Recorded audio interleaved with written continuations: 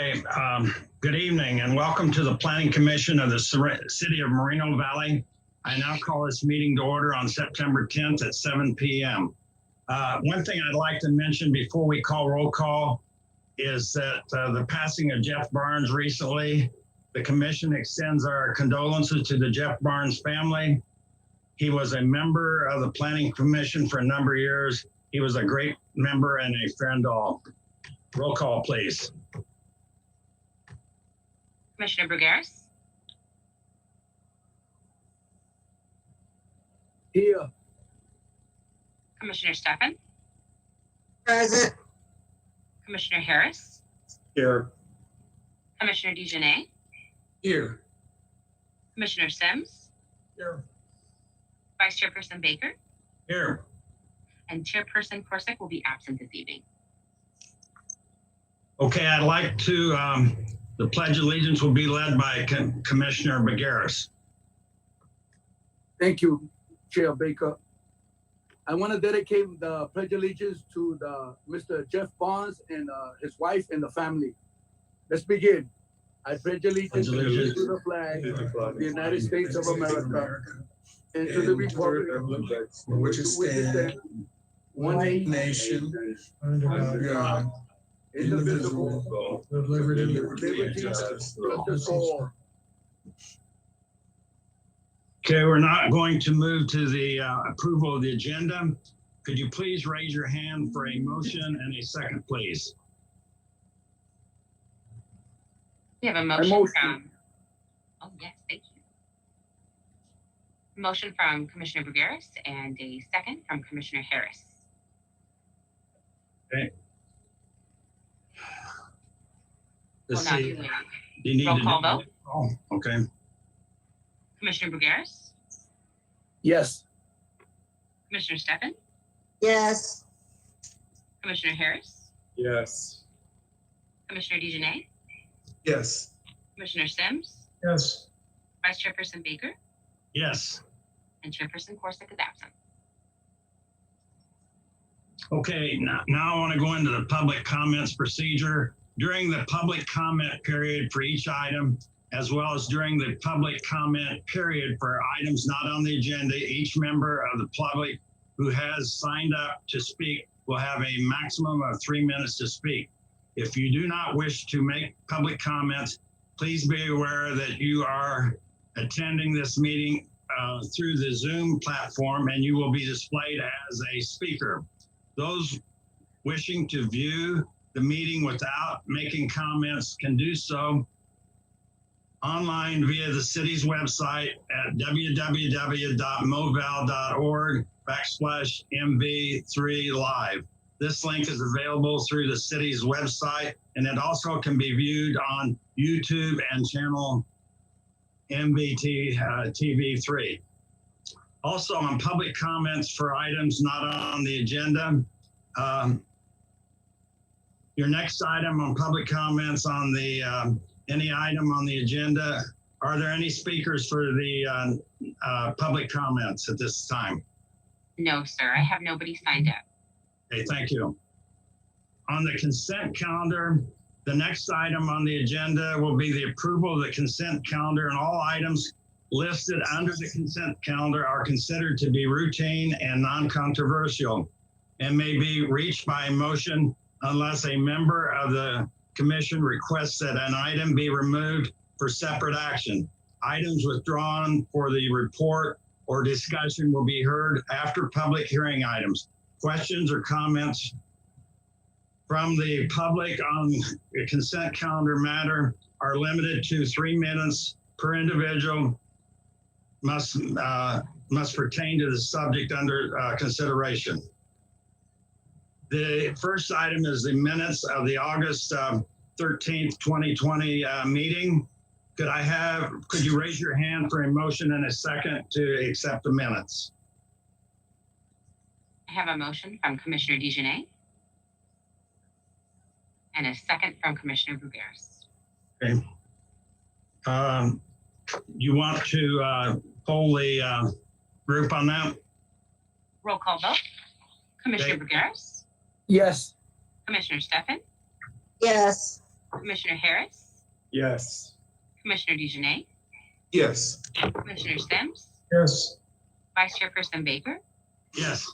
and Chairperson Corsick is absent.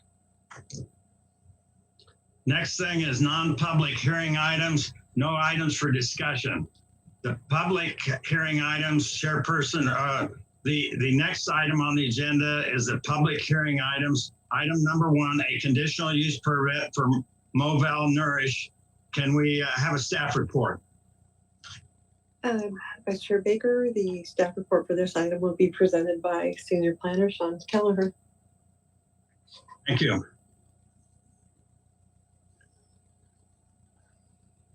We will have the PowerPoint here in just a moment, but thank you, Honorable Vice Chairman and Commissioner Sean Kelleher, Senior Planner. The project before you this evening is a conditional use permit for a new commercial cannabis dispensary, Moval Nourish. The project site is located, next slide, please.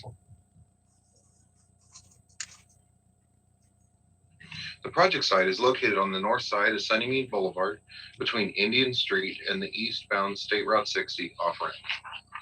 The project site is located within the village. Next slide, please. The project site is located within the Village Specific Plan, SP 204, Community Commercial CC District. The proposed cannabis dispensary is a conditionally permitted use within this district. Next slide, please. The proposed dispensary will be located within a 2,650 square foot suite. The parking requirements for this site are 65 spaces, including 12 spaces for the proposed dispensary. A total of 60 parking spaces are available on site.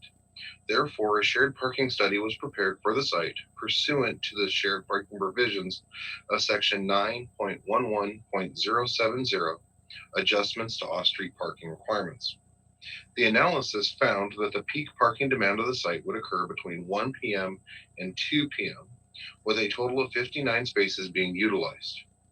Due to the COVID-19 pandemic, the parking analysis was prepared utilizing time of day projections for the various business types, based on methodology from the Urban Land Institute's Shared Parking Second Edition. Therefore, a finding can be made that the shared parking study justifies the requested parking reduction, as the peak parking demand of the on-site uses is less than the total number of spaces available on site. Next slide, please. The proposed tenant improvements include a customer lobby, sales area, offices, and a secured storage room as part of the merging of Suites 100 and Suite 101. Next slide, please. The applicant has proposed to modify the exterior of the existing building due to the combining of Suites 100 and 101 into a single suite, as well as controlling access into the dispensary and screening activities within the proposed sales area. Modifications to the south elevation, that would be the elevation facing Sunnymead Boulevard, include enclosing 3 existing doors, which are not ultimately shown on the south elevation as they're being removed by the plan, as well as the conversion of the westernmost window to a smaller window and a new door. And then finally, the installation of walls within the interior of the building, which are adjacent to the 2 easterly windows, which are also seen here on the south elevation. To screen those proposed interior walls, the applicant is proposing to install a black film on the interior of the windows to block visibility.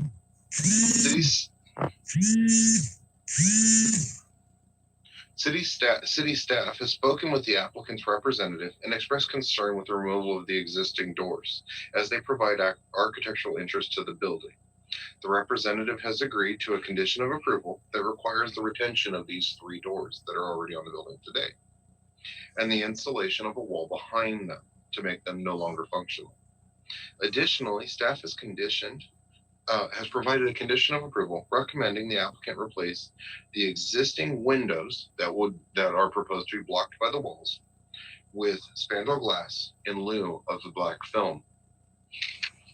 Next slide, please. Based on the project as designed, as well as the conditions of approval recommended by staff, the project complies with the standards of the city's municipal code. Therefore, staff recommends the Planning Commission approve resolution number 2020-39, certifying that the project is categorically exempt from the California Environmental Quality Act, and approve planning case PEN 20-0056, subject to the conditions of approval. This concludes staff's presentation.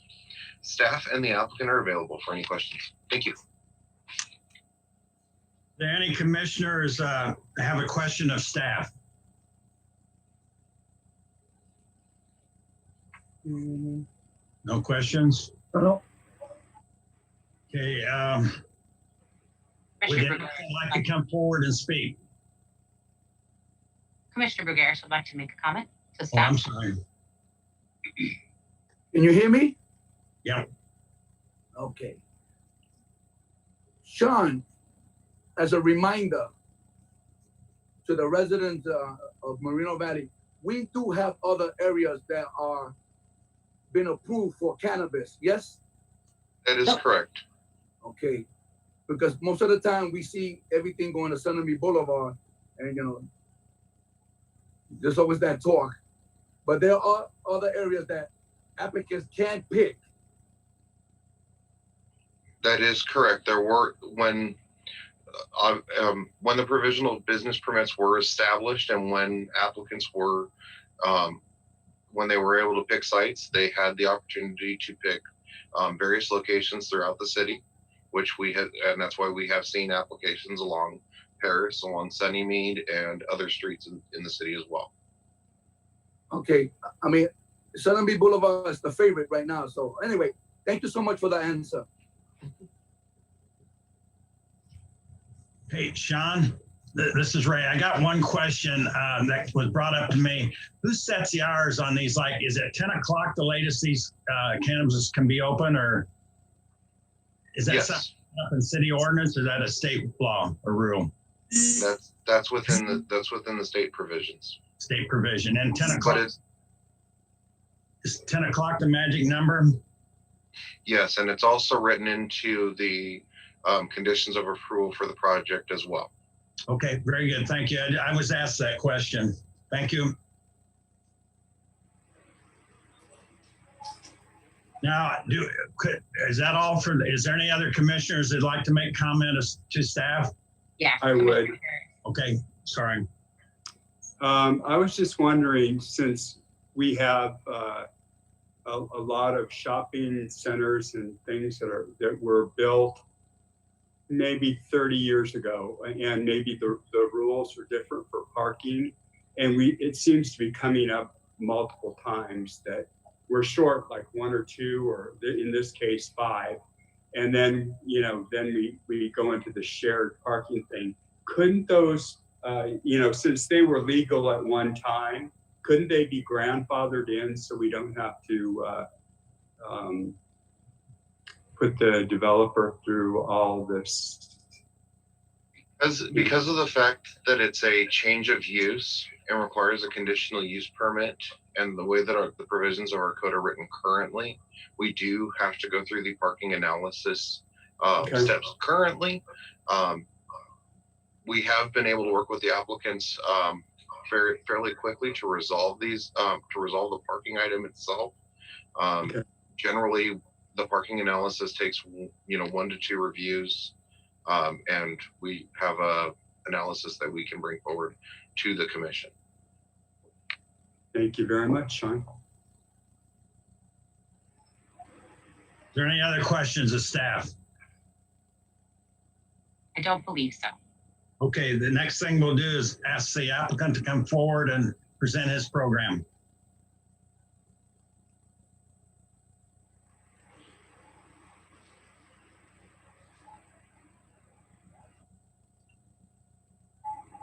Hello, my name is Devin Julian. Good evening, commissioners, staff, and members of the public. I'm here to represent Mobile Nourish, and I don't have anything prepared to present today. I think Sean and staff did a great job, so I just want to extend my appreciation for giving us the opportunity to operate in Moreno Valley, and I'm here for any questions that you guys might have. Thank you. Is there any commissioners have a question of the applicant? So if not, we'll open up to public testimony. Do we have any speakers on this subject? I do not have any speakers signed up for this project. Okay, thank you. Okay, I guess what we'll do now is go into commissioner deliberation. I'll call everybody. Do a roll call on that, and each person kind of states their feelings. Okay. Commissioner Brugaris, Great, thank you so much, Ashley. I was able to once again go over the report from the staff, and the good thing about it is that they're consistent. They're consistent on the federal, state, and local laws, the conditions, the odor filters for these businesses. This one is also. So again, I'm glad to see the fire chief, code enforcement, everybody involved to make sure that this project stays safe in this particular plaza. So once again, I thank the staff for preparing the case and staying consistent with the rules of our city, the ordinance. And I hope that the applicant continues to obey the 73 conditions when this gets approved tonight, because that's very important that those conditions be met so we can have the public, the customers, and the city always knowing that we're doing the right thing here. Thank you.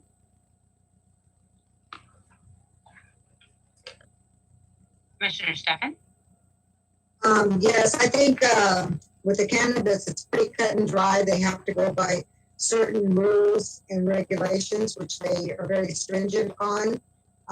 As far as having cannabis around the city, we do have them in quite a few areas. We have them on Coastal Avenue, Paris Boulevard, Alessandro, Pigeon Pass, Heathcock, Sunmead, and so they are spread out. And I'm sure that the next ones we have that are left are probably going to, be in some of those other areas. As far as the parking, I have noticed, as Commissioner Harris had mentioned, sometimes it gets down to where it's 1, 2, and now it's 5, and then they have to do the shared. I'm hoping that they can get that kind of under control, because even though we have COVID, I doubt very much if it's going to be here, in the next 5, 10 years. Who knows? Maybe so, but I mean, our way of doing things and even in retail has changed quite a bit. But like I said, it's pretty cut and dry, and as long as they follow the rules and everything's a-okay, there's no reason why we don't let them come in. Okay, thank you. Commissioner Harris, I have no problem with the project. thank you. Commissioner DeJournette, No problem. I'm just still, like you said, just concerned about the density, the 2400 block of Sunnymead Boulevard. And there's quite a few of them going. I think now we're up to 6 or 7 now. And I remember last time we talked about it, we were talking about 11 in the same block. That's quite a few in the same block.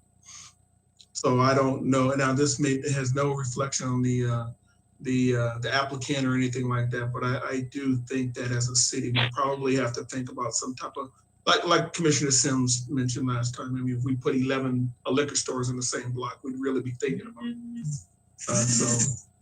So I think it's great.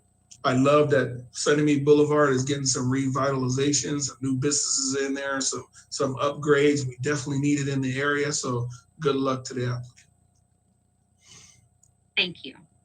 Commissioner Sims, Well, you guys have already hit on my concern about this. Is the density is outrageous along Sunnymead Boulevard with this many cannabis operations approved. I know we've had this conversation for the last these things seem like a CUP comes up on every one of our agendas for another cannabis operation. you know, and you got to do the math. What's our population in Moreno Valley? 210,000 souls. We have 21 approved dispensaries, so we're like 9,000. There's a dispensary for every 9,000 people. I mean, I guess I got to believe that out of the 21 dispensaries, we don't need 21 dispensaries for 200,000 people. It seems like a bit of an overkill. And I do have issue with this one. I think we're trying to pound a square peg in a round hole for the parking. You know, we can't do a legit, you know, in-person parking analysis for the share. And then so we're finding a rule to kind of work around this, and we're, you know, 1 or 2, but I think here we're 5 short.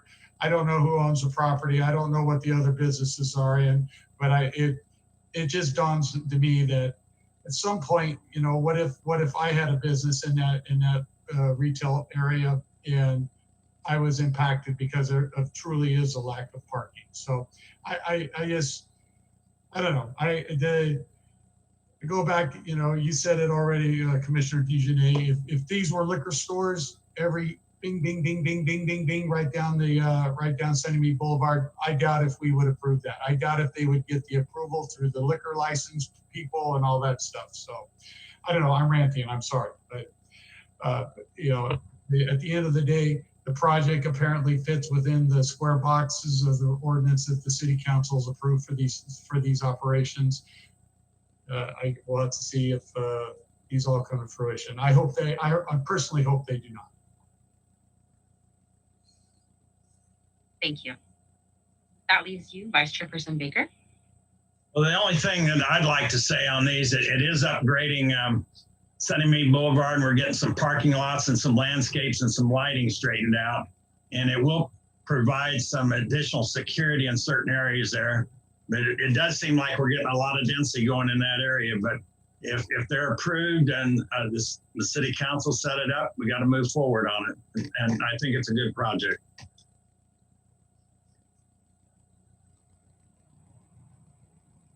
Okay, that's the end of the deliberations. Could you please raise your hand for a motion and a second on this item?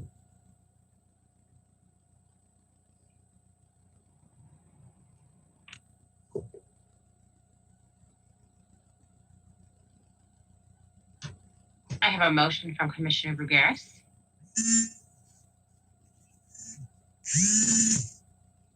Do we have a second? I'll second it. Mr. Brugueras, can you give your motion, please? Yes, I can, actually. Staff recommends that the Planning Commission approve resolution number 2020-39 and thereby certify that condition use permit PIN 20-0056 is categorically exempt from the provisions of the California Environmental Quality Act as a Class 32 exemption, Section 15332 in field development projects, and approved condition permit PIN 20-0056 subject to the attached conditions of approval included as Exhibit A to the resolution. Mr. Chair, this is Patty. Could I just clarify? Commissioner Brugueras, you are making the motion. You are moving that the Planning Commission approve resolution. Okay, perfect. Thank you.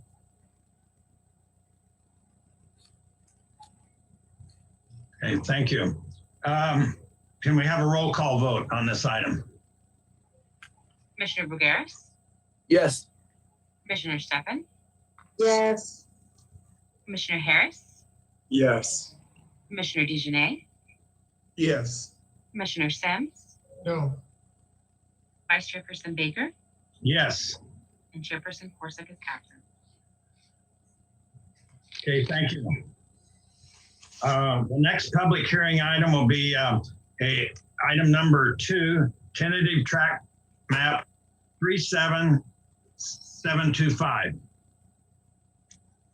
Can we have a staff report, please? Mr. Vice Chair, Staff Planner, Associate Planner Julia Dakota will present this project. Good evening, Planning Commissioners. The item before you is from the applicant PI Properties number 67 LLC, and they have submitted an application for a tentative track map 37725, record number PEN 19-0188, subdividing 20.18 acres into 66 residential lots and 2 lots for water quality treatment areas. Next slide, please.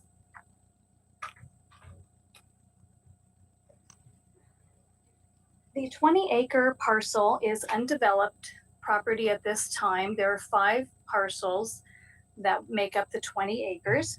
The project is located on the southeastern portion of the city on the southwest corner of Paris Boulevard and Cremeria Avenue. Next slide, please. The site is currently zoned R5, so residential 5, which allows 7,200 square foot lots. And the properties surrounding the development or the proposed development are residential 5 to the north, residential 5 to the west and south, and to the east are residential RS10 lots, which is a smaller lot subdivision. And on the northeast corner is a retail center.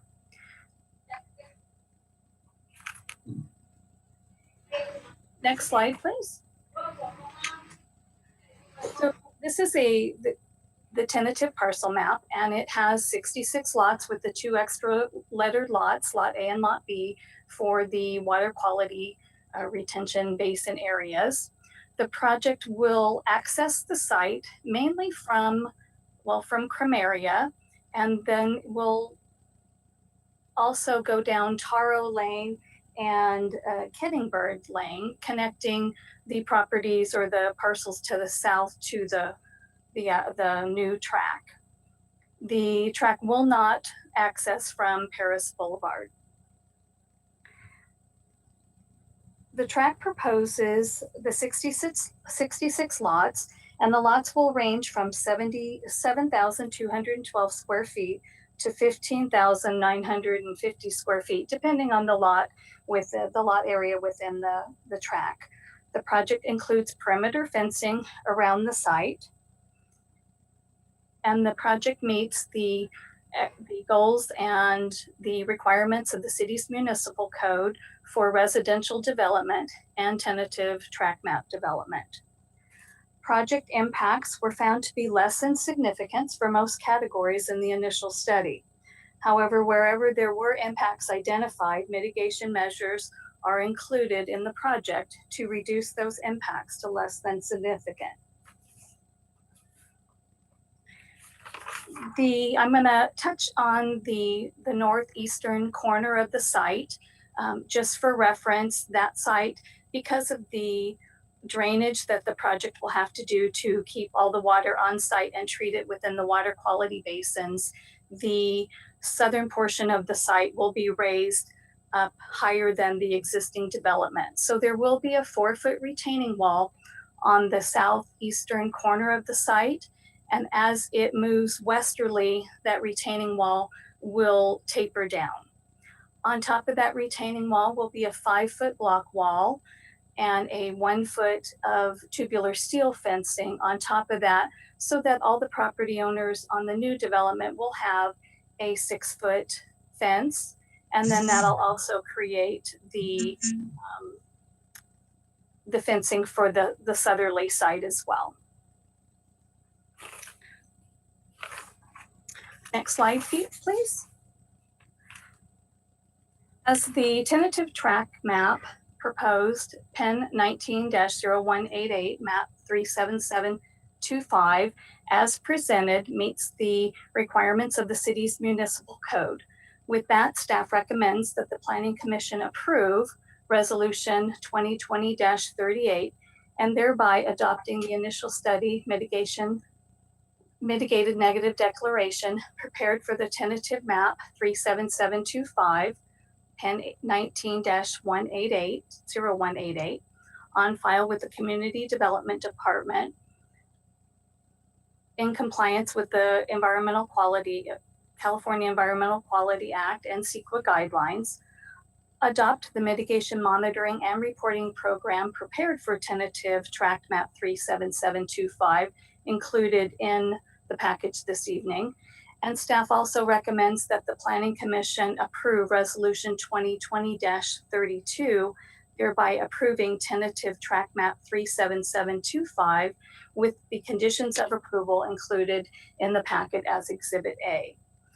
This concludes staff's presentation, and at this time, I'm available for any questions, and the applicant is also available, and the environmental consultant as well. Thank you. Okay, do we have any commissioners that have a question for staff? Commissioner Brugueras? Yes, thank you, Ashley. I like projects that are being built from the ground up, because you have an opportunity to get things done correctly. And I always been going to, when we had an opportunity, to the chamber, to the council, and I always have heard residents complaining about their mailboxes, okay? And I think of something that goes in new. So my question is, who puts the mailbox in? Is it the developer or the post office master?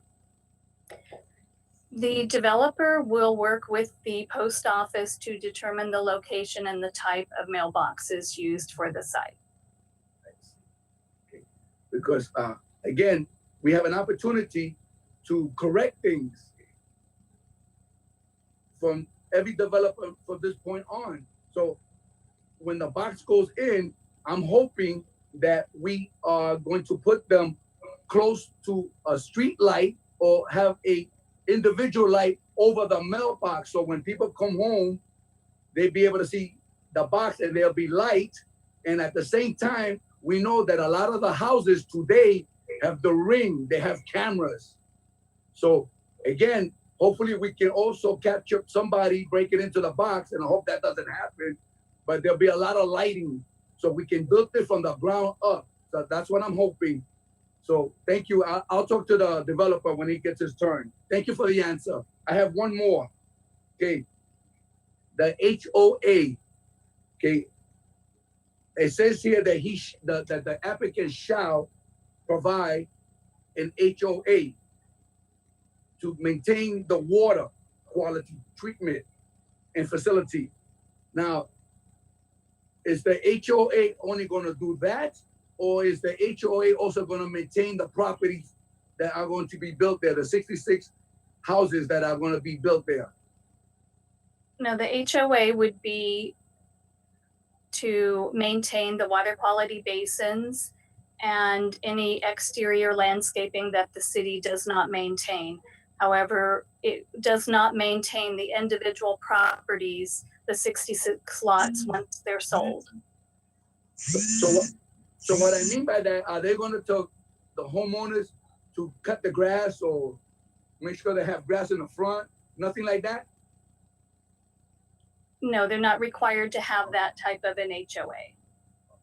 Oh, so okay. So it's not going to be an HOA where it maintains the rest of the property of homeowners, nothing like that. Correct. Okay, I'm going to make that clear. Okay, good. Thank you. Next, I have Commissioner Harris. Yes, I was just wondering about the parameter of the development, having a 5-foot wall, and then there's going to be like a 1-foot tubular steel on the top. And I'm just wondering why not just have a full 6 foot, and so that you don't have all these mixed materials, which I think looks horrible. And I can give you a few examples if you want to see them that are in Moreno Valley. This is a block wall with, and I don't even know how they even came up with this. there's like a hill, there's a fence, there's a retaining wall, and it's just a mess. And people really like their privacy, and if they don't get it high enough, then they start putting oddball stuff on top of their wall. And I don't know if you can see the little boards that they put on top of the retaining wall. Well, here's a better example. And these are all over Moreno Valley. And I'm just wondering why, I personally, I wouldn't want my backyard exposed to, a busy street, so people can just look in. And anyway, that's just a question I have is why couldn't that 1 foot on the top be a block wall, just a continuation of the block wall, instead of adding tubular on top for a foot? Okay, currently the city's municipal code has fence and wall requirements. The perimeter fencing along, or block wall along Primaria and Paris don't have as much of the issue with the difference in grade as that one corner of the property. So you won't have that effect on those streets. The southerly property line is where, in that one area, that will have that condition. The city's municipal code allows a 3-foot solid retaining wall on the property line and a 3-foot solid on top of that, with the additional would be wrought iron or tubular steel. So what we've done in this situation is worked with the developer to come up with and they'll be required to request a variance for the going different than the municipal code. But we've increased the height of the retaining wall from 3 feet to 4 feet, and then adding the 5 feet on top of that in that particular location. So as it tapers down, the property owners will have their higher wall, but in that one condition area along there, that's where the tubular steel will be. Okay, just got it out. In the other situation, they would have to come away from if you meet the municipal code requirement without the variance, they would have to step the wall, which means they'd have to put a 3-foot on the property line and then move in to the property and add fencing, which does create a no man's land area, and it does create future problems. And that really does look horrible when they do that. Correct. Okay. Okay, that's all. Commissioner Sims? Am I unmuted? Yes. Okay. So my question is I noticed on the interior streets have a 36-foot curb to curb rather than 40 like on the other. Looks like this is all pretty consistent with the surrounding Toronto and Kettleburg or whatever. So it just, once I assume that they're going to allow on-street parking, right? Along along here? We normally do. I will let John Perini from Transportation step in. Just my concern would be is that's, with only a 36 curb to curb, you get stacked parking or street parking on both sides. It's going to be pretty tight to get cars, if anybody doesn't park right. I just a minor concern. It works, but just why are we having a smaller street bed? Yes, Commissioner Sims, you're absolutely right. It is a little tighter, but it's a policy decision that's been made that We want less pavement and more land devoted to landscaping, housing, etc. And our current city standard plans call for 36-foot wide streets as the normal single-family residential street width, and this application is compliant with that standard.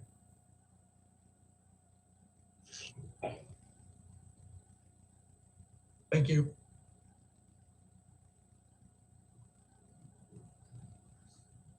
Did you have anything else, Commissioner Sims? Well, I think the only comment I had, just going back to the wall, I think that's kind of a massing thing. If you're the downhill guy that has a retaining wall, you know, it looks kind of in the corner there. If they have a 4-foot retaining wall, and then you have a 6-foot wall, you got a 10-foot, you know, handball court to look at. So maybe the last foot kind of breaks up that massing. So.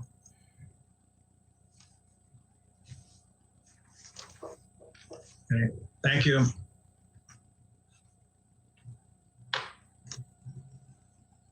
Do we have any more comments from commissioners?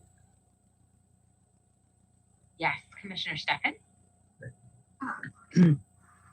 Yeah, I would just like to say that I understand what Sims is saying, because we have a track right here by where I live in Honey Hollow, and their area, the houses are about 72 square feet lots. And with a lot of these people that have multiple people living with them now, you've got so many cars on those streets that it's virtually just bumper to bumper cars. Then when the street sweeper comes in, they don't even know where to park those cars, and it does get to be a little bit dicey. I do understand that they want to devote some of that to their property, because some of these lots are very small. They don't have much of a property at all anyway. The backyards have virtually maybe 5-6 feet of backyard, and the front is non-existent really. So I don't know.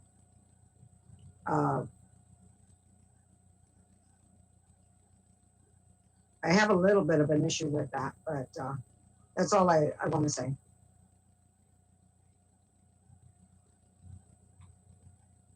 Okay, do we have anyone else? I guess, when did this policy come up where the city decided to narrow down the residential interior streets? I mean, it's, the Planning Commission's been approving cannabis CUPs, but an occasional track will go through. I don't recall this on any other track of a smaller roadbed.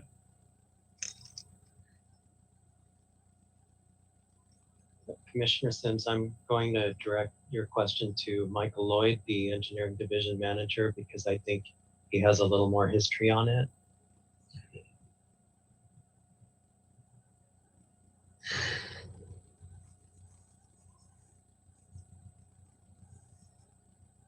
And commissioners, this is Michael Lloyd with Public Works. We changed our standards approximately, I want to say maybe 3 to 4 years ago. And Commissioner Sims is correct. We haven't seen too many track maps come through. However, I believe we've seen a couple in the past 6 months. And my recollection is they were short cul-de-sac type street development. And the streets were designed per our current standard of 36 curb to curb.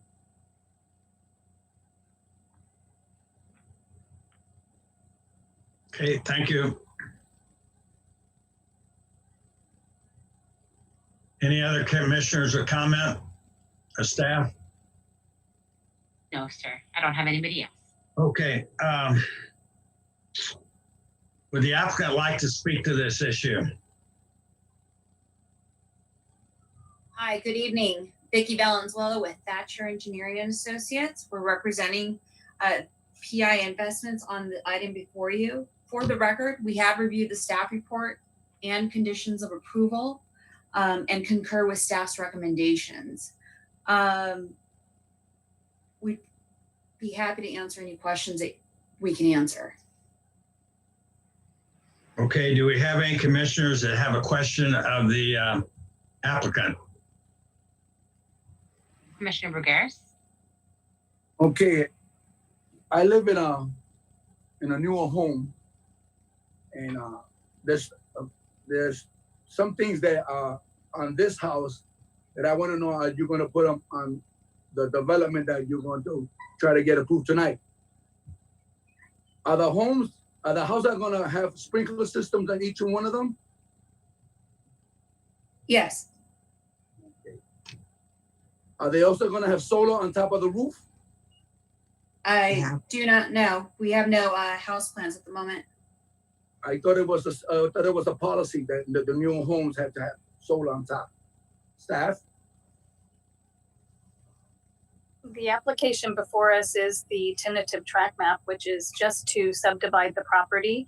So we don't have any house plans in yet. They would come in later. Okay. And whatever the requirements are as far as if the solar is required at that time, then they would be required to do that. It's usually a state law, and sprinklers are required for residential development. Right, that's what I thought it was a state law. I thought it was the law came in 2018. I'm just asking because I want to make sure that, once again, when we have a brand new homeowner that buys in this tract, they're going to have the equipment that's approved and required to have.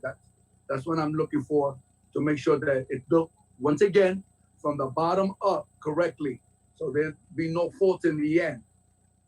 Now, to the applicant, once again, one of my big concerns was the mailboxes.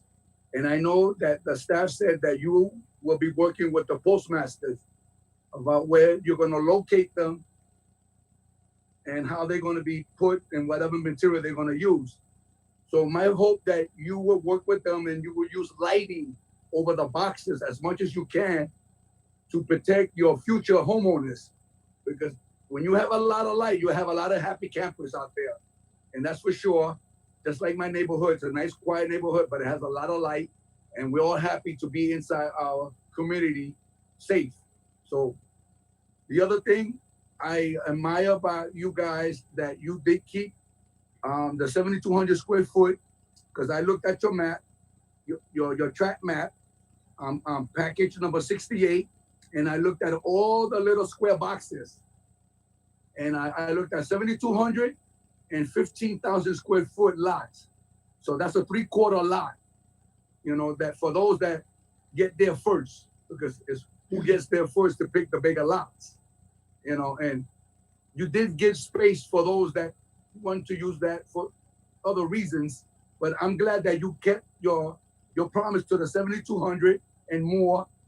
Again, it's first come, first serve, and they got good lots, good size lots, you know, 12, 10, 15, 8s, a lot of 7s, but you kept your promise. And once again, I thank you for that. And I hope it goes well as you develop the next 66. We welcome it. The governor welcomes it. You know, we were trying to build Moreno Valley to have a lot of good homes, so we have a lot of great neighbors to live in a great city that's being built from the ground up. Thank you. Thank you, Commissioner Brugueras. We really appreciate your comments, and duly noted on your comments related to the postal boxes with relationship to the street lighting. Duly noted. Thank you, ma'am. Do we have any other questions of the applicant? No, sir. Okay, if not, we'll open up to public testimony. Are there any public comments for this item?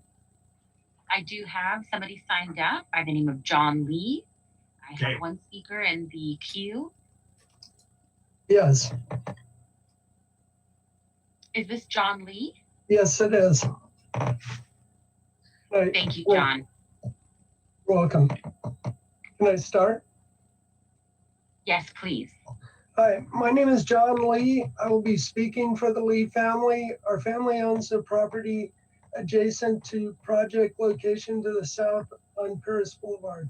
Our property address is 16641, 16659, 16675 Paris Boulevard, plus approximately 2 acres behind the addresses. I wanted to tell you a little bit about our family. We have owned this property for several decades, and we have seen a lot of changes, such as new construction and street widening. We have cars that drive down our street at high rates of speed. Moreno Valley Police set up radar traps on our easement driveway all the time. First item, new wall proposed along Paris Boulevard. 16641 Paris Boulevard has a driveway approximately 25 to 30 feet long. With a new proposed wall, new plants, trees, and landscape, we are afraid it will be unsafe to back out of our driveway. We need a safe line of sight view of oncoming traffic. Unsafe line of sight could cause accidents. Second item, revise new wall southerly of proposed project adjacent to 16641 Paris Boulevard. New recommending condition by the city of Moreno Valley, a 4-foot retaining wall at lot 32, which will taper down as the wall moves westerly and the grade changes. A 5-foot solid block wall will be placed on top of the retaining wall with 1 foot of tubular steel fencing on top, providing new parcels with 5-foot solid wall and a 1-foot tubular steel fencing above, creating a 6-foot fence on their side of the maximum height of 10 feet from the south side. We don't know about the 1-foot tubular wall, but we need this approved. Our family wants to be sure we are safe entering and exiting our property. We want to know that visitors are safe when entering and exiting too. Also, we want to be safe from anyone trespassing on our property. We need this approved. The family thanks you for your time and your consideration. Thank you. Okay, thank you. Would the applicant like to reply to the public comment? Yes, Commissioner. We have spoke to this property owner, and we really appreciate his comments being expressed early on with us. We did have some conversations with him, and I believe he also had some conversations with the case planner. To that end, staff has added 2 conditions, conditions number 32 and 125, that address the property owner's concerns. If I can just switch to those conditions. 32 reads, parkway landscaping, including street trees, site trees, shrubs, and ground cover design and installation shall take into consideration the line of sight along Paris Boulevard for existing driveways to the south, west side of Paris Boulevard. The tract has been designed so that the perimeter wall does not begin until 15 feet behind the back of sidewalk. And so that will ensure safe exiting from the driveway, provide adequate, safe line of sight as you back out from that driveway. Similarly, condition number 125 also speaks about the type of landscaping within that parkway, and also notes that the property owner to the south on Paris is concerned about the line of sight.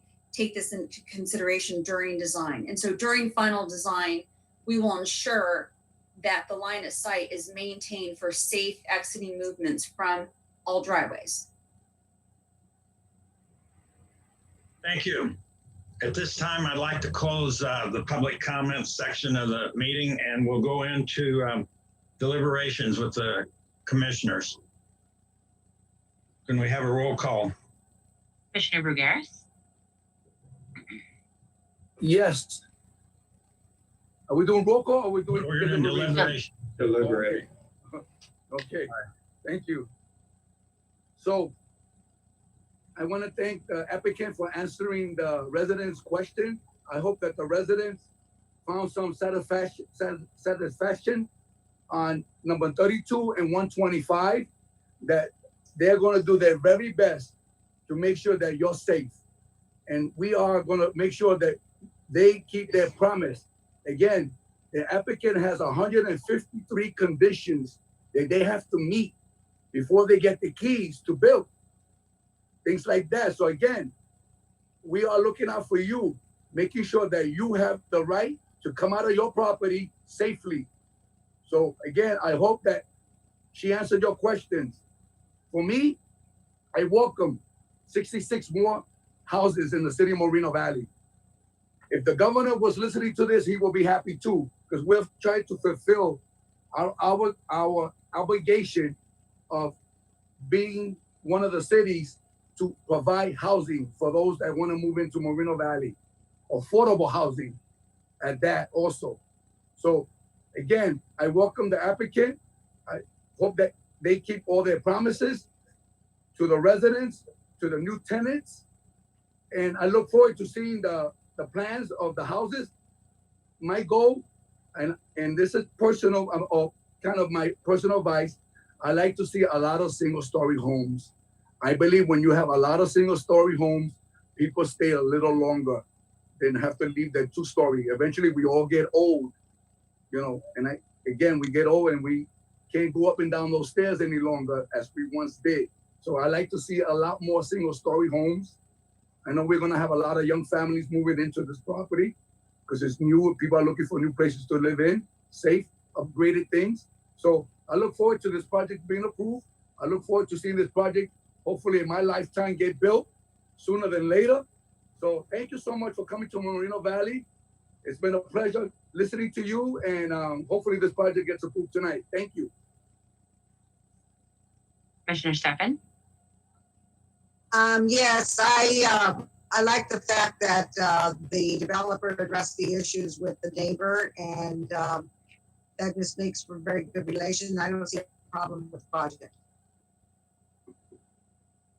Commissioner Harris? I agree with that. I think the project is going to be, looks like it's going to be a good project. The lots, I'm fine with the lot sizes. It looks like they're going to be like 70 across the front and 100 deep. I think that's what it said. And yeah, I think it's, you know, some people don't want these huge giant lots that eventually they're going to have trouble taking care of. So anyway, I think it's a good project, and I'm going to vote for it. Commissioner DeJournette? I concur. I welcome that we're going to get this parcel map that we can eventually have more housing in Moreno Valley, which would bring more commerce to Moreno Valley and more patrons to Moreno Valley. Like I said, I am with Commissioner Sims, and that, you know, you do go down the street and you see the sign that says no parking on Thursday for, you know, street sweeping and that sort of thing. You know, 66 more houses, you get visitors got to come and they got to park somewhere. And I noticed that we're starting to, in Moreno Valley, where we're kind of, you see people parking on their lawns because there's no place to park. And when you start, I understand we have the 36 curb to curb, but you know, when we don't have that area to park, people have to park somewhere. So I think it's great, but I think that we kind of have to start revisiting that about the size of our streets and stuff like that for parking, because we are starting to stack on top of each other.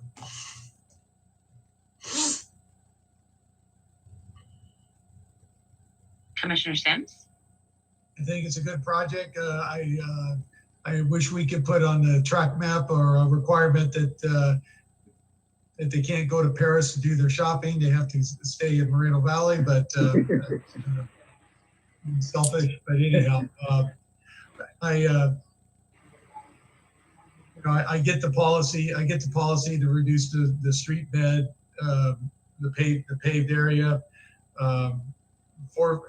It's good for the developer, 4 less square feet, you know, or 4 feet times however many lineal feet of asphalt they have to, you know, purchase and put down. But I guess my concern is where we have, I mean, and thank you, Michael, for explaining. If I let that one slide by in the past on those, the very few that we have gone through track maps, I wish I would have seen that before. But you can recall that on some of these like PUDs and stuff like the one that comes to my mind is the one that I think Beezer is building right across from the town gate, or right where the Tractor Supply place just went in. I can't remember that name of that. Stonegate, maybe that's the name of it. Is that anyhow? That those are private streets and they're narrow, and so all the parking is off street. It's either in the garage or there's provided parking where you can go pull, and there's additional parking so visitors have a place to park when so they're not. Long way to say is when the fire trucks and so forth go in there for a health and safety issue, there's not a pile of cars along the side of along the curbing in these narrower streets. So I don't know, 4 feet doesn't sound a lot, but when you pile a bunch of cars, if somebody doesn't park, it's just going to be tight, especially when cars are going. But anyhow, it's progress. I'm glad that the project's going in. I'm glad to see that the little parcels the underlying parcels weren't built into smaller stuff, and we were able to get a nice full subdivision in like this and a half. So I plan to vote for yes on this one. And Vice Chairperson Baker. I think this is a good project. The street issue is something we're going to have to deal with down the road, I guess. But I think there's a fair amount of planning went in on this project, and I'm going to vote for it. This is a lot that's been vacant a number of years, ever since I came to town, for 35 or so. So good luck to the developer and whoever builds it, and I'll vote for it. Is there anyone else? Because that's it. Okay. Into the deliberations. Can I ask for a hand for a motion on this project? And a second.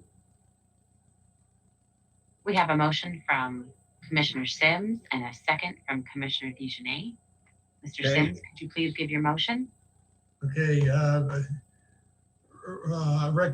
make a motion that the Planning Commission approve Resolution 2020-38, which adopts the initial mitigated negative deck prepared for the track map, adopts the mitigation monitoring and reporting program, and adopts resolution number 2020-32 approving the tentative track map number 37725.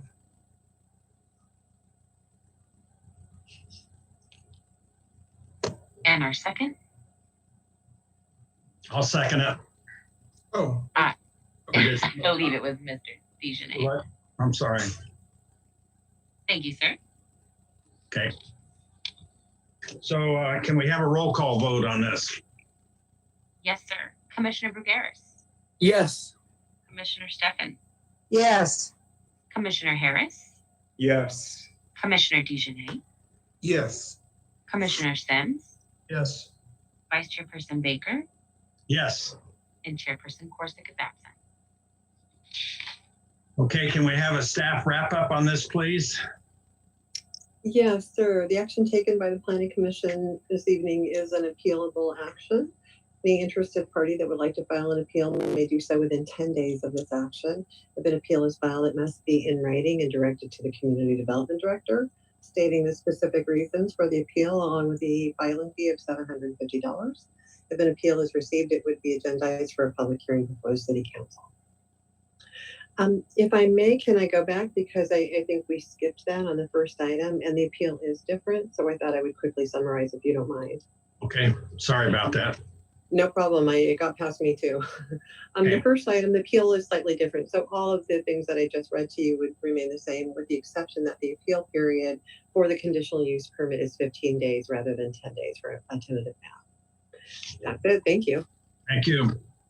The next item is on the agenda is the commission business. At this time, we have no items. The next item on the agenda is staff comments. Do we have any staff comments at this time? I have staff comments here. I'm not sure about Mr. Quintanilla. Okay, the next item on the agenda will be Planning Commission comments. Do we have any comments from the commissioners at this time? Yes, we have Commissioner Brugaris.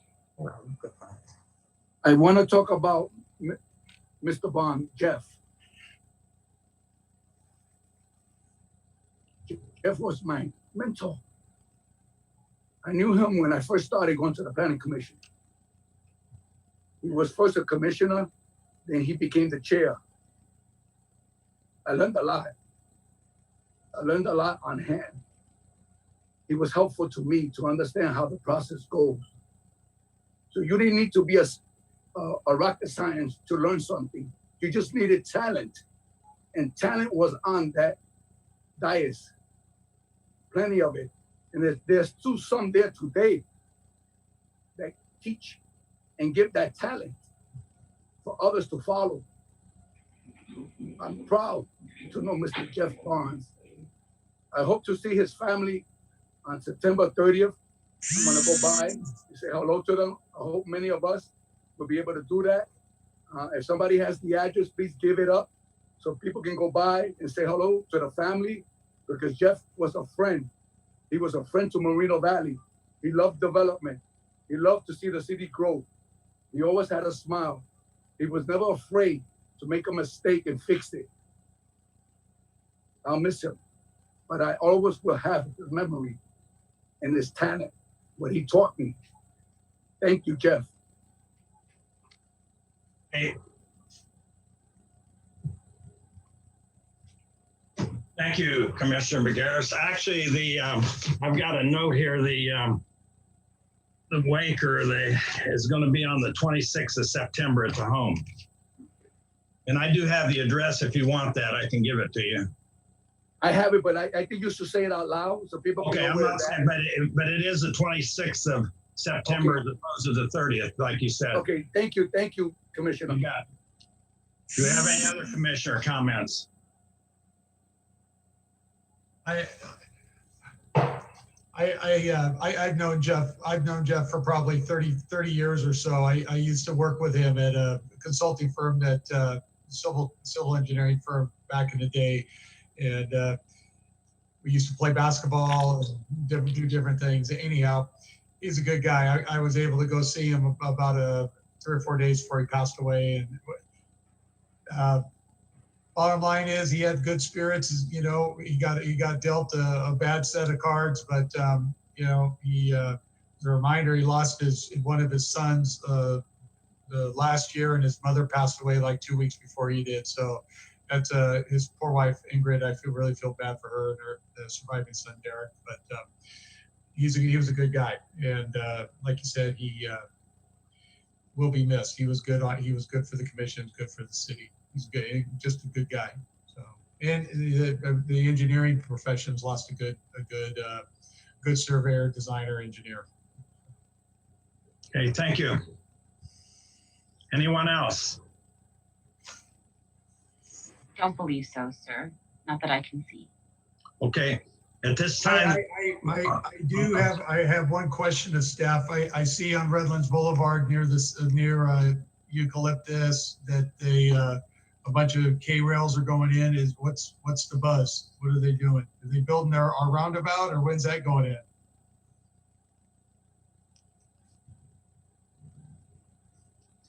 Commissioner Sims, this is Michael Lloyd again from Public Works. You are correct. This is part of the Skechers 2 development, and they're gearing up to start work on the roundabout at that intersection. Oh, let's be fun. Going to work. All right, and then the only other, I know I've been beating on my drum along the freeway, but there's more of our friendly homeless setting up our campground right along the freeway there by Paris Boulevard. They got their couch right there behind the barricade, and I guess they count cars for Caltrans. I just don't get it why they can't get abated out of there. It's like weed abatements. You can't, you call the fire department, they do something about it. I don't understand why the city and Caltrans allows encampments in State Route 60. It's absolutely ridiculous. So I would encourage whoever can make a phone call in our governance there in the city to maybe make a phone call and get that abated. It's not a good look for Moreno Valley. And if you want to see what you don't want to see, I would suggest drive along the 60 right before you get to 3rd Street and take a gander and look up and look at the homeless encampment that the city of Riverside's allowed. It's terrible. Yeah.